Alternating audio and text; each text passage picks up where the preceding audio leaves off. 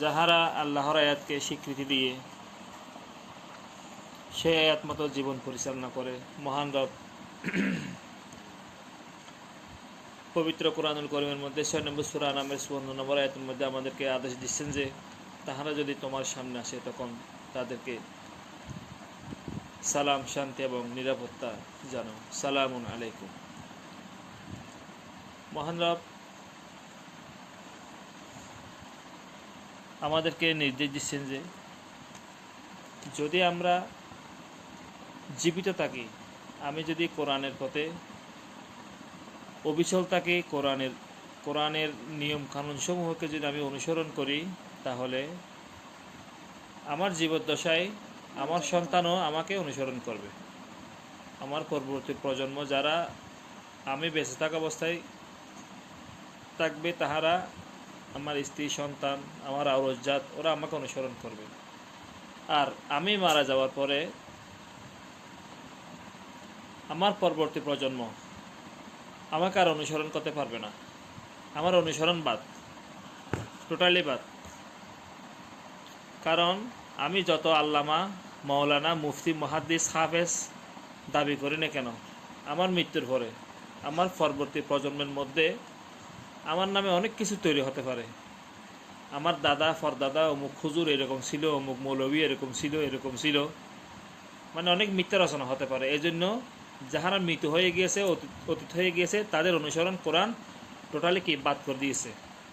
যদি আমি জীবিত থাকি এবং এই আল কোরআনের উপর আমি যদি নিজেকে প্রতিষ্ঠিত রাখতে পারি, তখন আমার এই সন্তানদের মধ্যে ওরাই আমাকে তখন অনুসরণ করবে, যতক্ষণ আমি এটার উপর স্থিতিশীল থাকবো। যদি আমি এটা থেকে বিচ্যুত হয়ে যাই, তখন মহান রব ওদেরকে নির্দেশ দিচ্ছেন যে কি বাপদাদা ধর্মকে তালাক দেওয়ার জন্য, ছেড়ে দেওয়ার জন্য। কারণ মানুষের নিকট সবসময় বর্তমান হচ্ছে এই বিধান, এই কিতাব।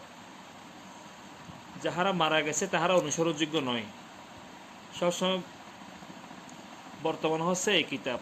আর যাদের হিস্টোরি, যাদের ইতিহাস, যাদের জীবনী মানুষের জন্য চিরস্মরণীয় হয়ে মহান রব স্বর্ণাক্ষরে উল্লেখ করে দিয়েছেন, তাদের কথা কিন্তু এই কিতাবের মধ্যে আছে।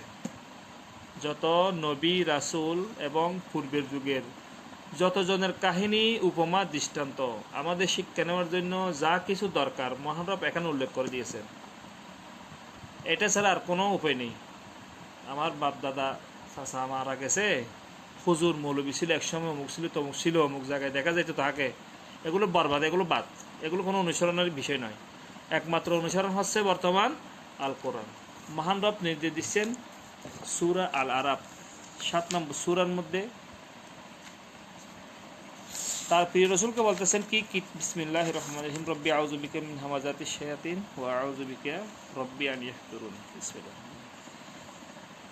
২ নম্বর আয়াতের মধ্যে বলতেছেন সূরা আরাফের, কিতাবুন উনজিলা ইলাইকা,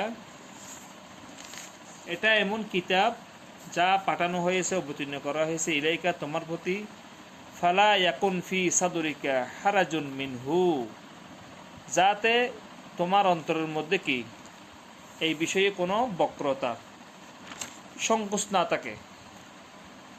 লিউনজিরাকুম বিহি, এবং এটা দিয়ে যাতে তুমি সতর্ক করিতে পারো, ওয়াজিকরা লিল মুমিনিন, আর এটা মুমিনদের জন্য কি উপদেশ, জিকির। এটা রসুলকে বলতেছেন এককভাবে, ইলাইকা একমাত্র মেনশন করে। তারপর মুমিনদের উদ্দেশ্যে বলতেছেন ৩ নম্বর আয়াতের মধ্যে, ইত্তাবিউ, তোমরা অনুসরণ করো। যেহেতু এটা ওয়াজিকরা লিল মুমিনিন, মুমিনদের জন্য উপদেশ, তারপর বলতেছেন কি ৩ নম্বর আয়াতে, ইত্তাবিউ, তোমরা অনুসরণ করো, মা উনজিলা ইলাইকুম, তোমাদের প্রতি যা অবতীর্ণ করা হয়েছে, মিন রব্বিকুম, তোমাদের রবের পক্ষ হতে যা অবতীর্ণ করা হয়েছে তোমরা তার অনুসরণ করো।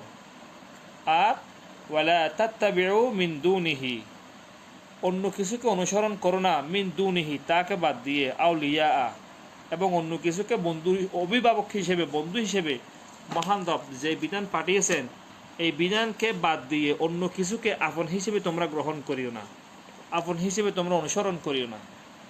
যারা এটার উপর প্রতিষ্ঠিত আছে তাদেরকে অনুসরণ করতে হবে। এটার উপর কে প্রতিষ্ঠিত আছে আমাকে দেখতে হবে। মহান রব আমাকে চোখ দিয়েছেন, আমাকে দেখতে হবে। আমি কাকে দেখবো? যে জীবিত আছে তাকে তো দেখবো, আর যে মারা গিয়েছে তার নামে তো কত হিস্টোরি তৈরি হতে পারে, কত রচনা তৈরি হতে পারে, কত মিথ্যা কাহিনী তৈরি হতে পারে। যেমন আমাদের ভিতরে অনেক মোল্লা আলেমদের নামে অনেক মিথ্যা অনেক কিছু আছে না, ওয়াজ নসিহত হয় না, অমুক বাবা এরকম ছিল, অমুক ফিরে এরকম ছিল, অমুক বলনে এরকম ছিল। এগুলো তো শোনা কথা। দেখা যাকে দেখবো দেখতেছি, সে যদি এটার উপর প্রতিষ্ঠিত থাকে তাকে অনুসরণ করব। সে মারা গেছে, ক্লিয়ার। আমার কাছে কোরআনই সবসময় বর্তমান, কোরআনকে অনুসরণ করতে হবে। এই শিক্ষা আমাদের প্রত্যেকের অর্জন করতে হবে। এবং আমিও আমার এই পরবর্তী প্রজন্ম, আমার সন্তানদেরকেও শিক্ষা দিয়েছি যে আমি যতদিন জীবিত থাকি, যদি আমি এই কোরআনের উপর অবিচল থাকি, তাহলে ওরা আমাকে অনুসরণ করবে, ঠিক আছে?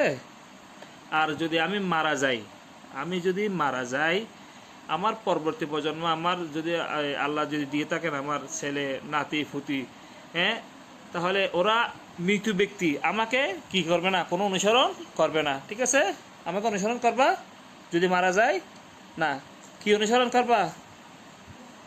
কি অনুসরণ করবা? এই কিতাব, এই কিতাবকে অনুসরণ করবা। হ্যাঁ, তো আমাদের প্রত্যেকেরই আসলে শিক্ষা নেওয়া উচিত। মূলত আমরা আসলে কোরআন থেকে কিন্তু অনেক বহু দূরে সরে গেছি। এটাই সবসময় বর্তমান, এটাই আমাকে সবসময় বর্তমান শিক্ষা দিবে আমি কোন পথে আছি, কোন পথে নাই।